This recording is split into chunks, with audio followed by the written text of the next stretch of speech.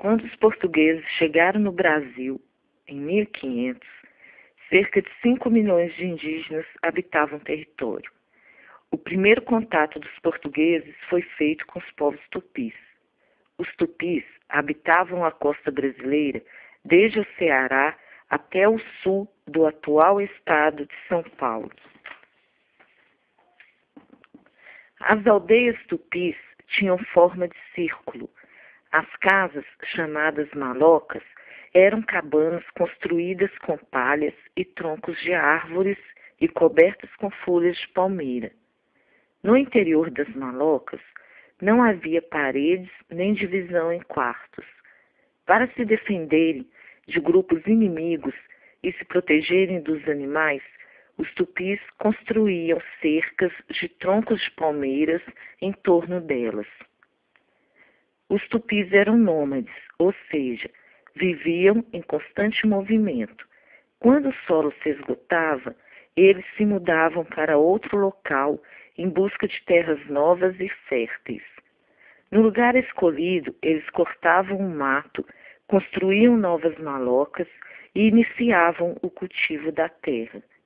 A pesca, a caça e a navegação eram muito praticadas pelos povos tupis. Essas atividades garantiam grande parte dos alimentos que eles consumiam. Em canoas, os tupis se deslocavam pelos rios e pela costa brasileira, pescando e explorando novas áreas. Os tupis cultivavam, entre outros alimentos, batata doce, feijão, abóbora, pimentas. O principal alimento cultivado pelos tupis era a mandioca. A mandioca, ainda hoje, é cultivada por vários povos indígenas que habitam o Brasil. Ela também é cultivada e consumida por não índios. Depois que os portugueses começaram a ocupar as terras, eles aprenderam muito com os índios. Aprenderam como se deslocar no território, a cultivar alimentos que não conheciam, a preparar remédios com plantas e outros recursos retirados da natureza. Para vencer longas distâncias, por exemplo, os portugueses utilizaram as resistentes canoas indígenas. Para se alimentar, começaram a consumir o milho e a mandioca, que eram cultivados pelos índios.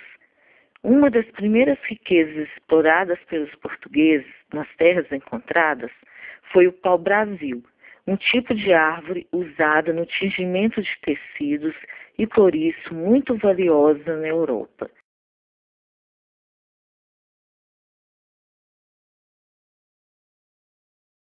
Interessados no pau-brasil, os portugueses começaram a explorar o trabalho dos índios. Em troca do trabalho dos nativos no corte e no transporte da madeira até os navios, os portugueses ofereciam instrumentos feitos de ferro, como machados, espadas, facões e armas de fogo, entre outros objetos. 200 anos depois da chegada dos portugueses, a população indígena tinha se reduzido a menos da metade. Esse extermínio aconteceu de diversas formas. No início, milhares de índios morreram contaminados por doenças trazidas pelos portugueses, como a gripe. Sem resistência a essas doenças, que não existiam aqui, os índios morriam rapidamente. A escravização também exterminou muitos índios.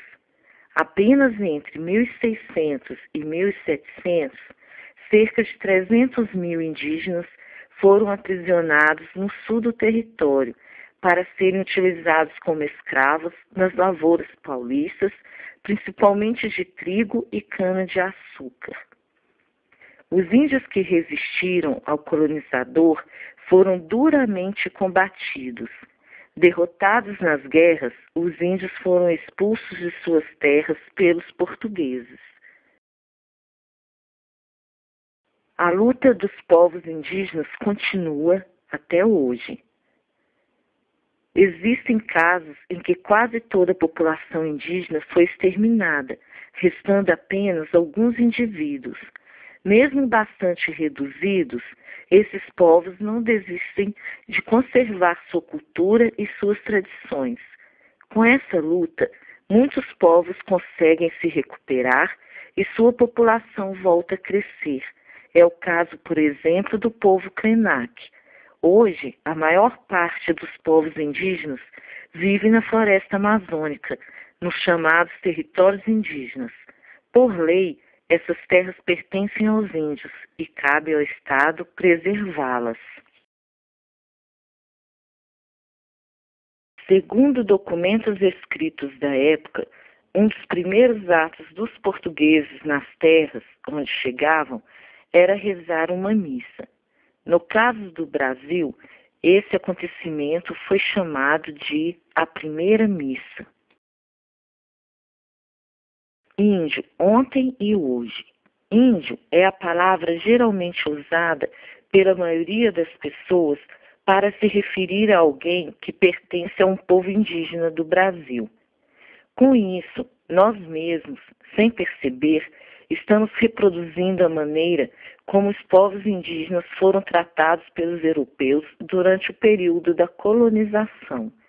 O desprezo e o desrespeito sobrevivem em palavras que utilizamos para nos referir a esses povos. É o caso do termo índio, cuja origem foi engano cometido por Cristóvão Colombo, que ao chegar à América pensou ter chegado às Índias. Apesar de muitas publicações ainda hoje utilizá-lo, deveriam substituí-lo por povos indígenas ou indígena, pois esses termos mostram que não havia apenas um povo aqui, mas diversos. Um dos resultados do preconceito e do extermínio dos povos indígenas foi a redução do número de pessoas que viviam aqui antes de 1500. Você já aprendeu que estudiosos afirmam que naquela época havia aproximadamente 5 milhões de indígenas distribuídos por todas as regiões do Brasil. Segundo os dados recentes do Instituto Socioambiental, existem hoje no Brasil apenas cerca de 370 mil indígenas que pertencem às tribos sobreviventes, aproximadamente 220 povos indígenas. Existem grupos que estão lutando pelo reconhecimento de sua condição indígena e pela demarcação de suas terras.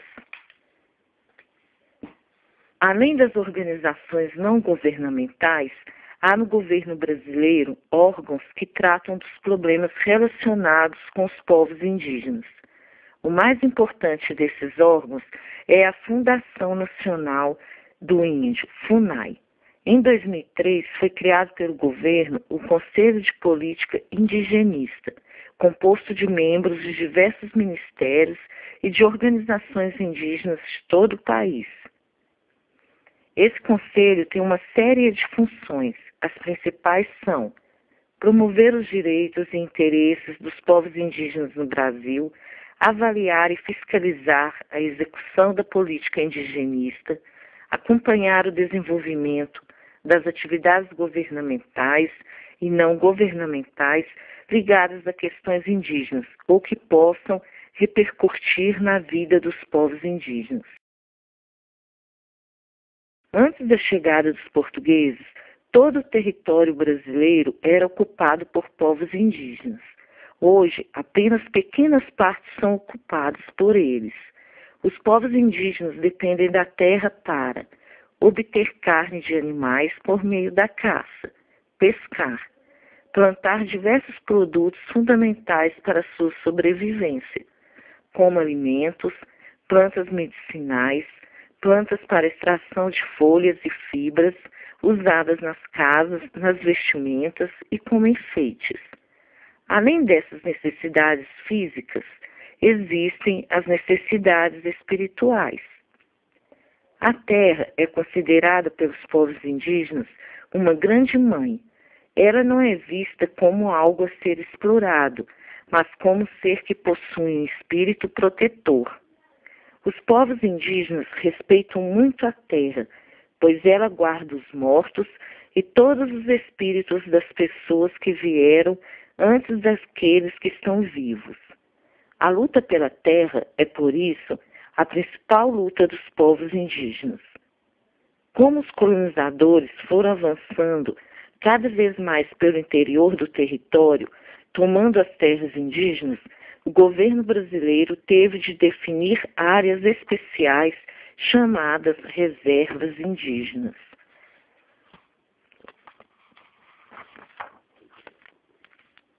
Mesmo assim, essas áreas muitas vezes são invadidas por fazendeiros, madeireiras, garimpeiros e poceiros, que nelas desenvolvem atividades ilegais.